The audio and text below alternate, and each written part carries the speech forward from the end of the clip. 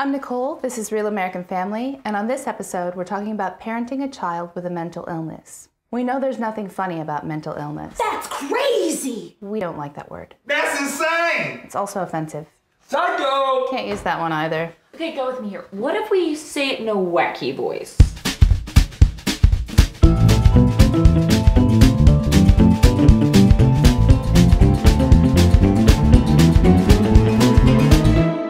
There's a big difference between mental disabilities and mental illnesses.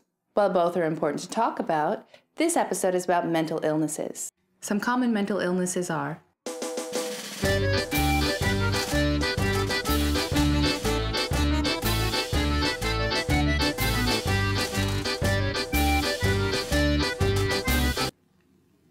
when one person in the family is dealing with a mental illness, everyone in the family feels it. I'm too old to feel anything. Depression and anxiety usually go hand in hand. I affect 20 million American adults a year, and I'm affecting children at an alarming rate. And that really makes me sad.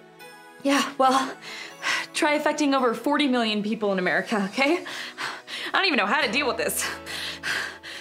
Does it make you nervous that we spend too much time together? Addictions, eating disorders, and self-destructive behaviors like suicide attempts and cutting are usually a sign of a bigger problem. If you suspect your child is engaged in these behaviors, never look them in the eye. They're unpredictable, like the setting of the sun. Setting of the sun? I'm sorry, did you want to write and host the show now? No, I'm sorry, it just doesn't make any sense. You know, this keeps happening. If we don't get a new cameraman, I'm walking. Nicole, look, it's really not in the budget. We have to stick with it. I make the budget. I make this show. All right, that's lunch. Most of the time, when your kid breaks a bone on the playground, you take them to a doctor. Yet only 1 in 5 kids with a mental illness gets properly treated. If we did that with broken bones, we'd have a lot of floppy kids in this country. You're doing great. Yeah, you're doing it. You're doing it. Sometimes parents ignore the symptoms because they're afraid of what people might think. Luckily, mental illness doesn't carry the same social stigma it once did. Afraid I have some terrible news. Your son is mildly depressed. My God, we're gonna have to move to another town. Oh, no, there's no need for that. We actually have an expert on hand that could be of some help.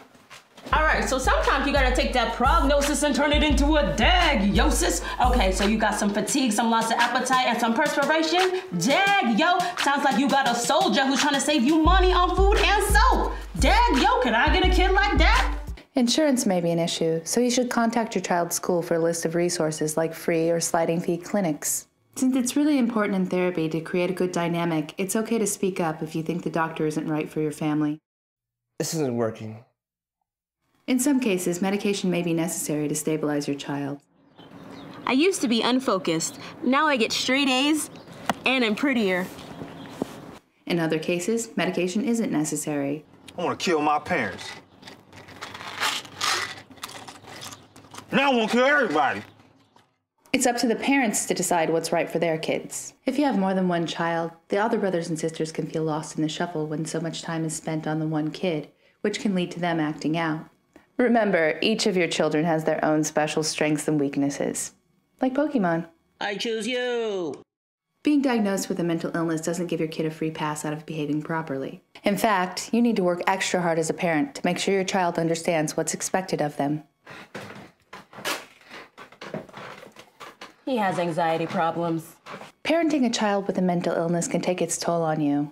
Make sure you make time for yourself and learn some simple stress reduction techniques you can practice during the quiet times.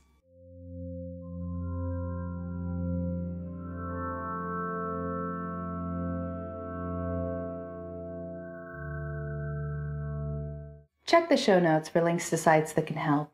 And remember, mental illness is an illness just like any other. If your child is suffering, seek professional help and try not to take it personally.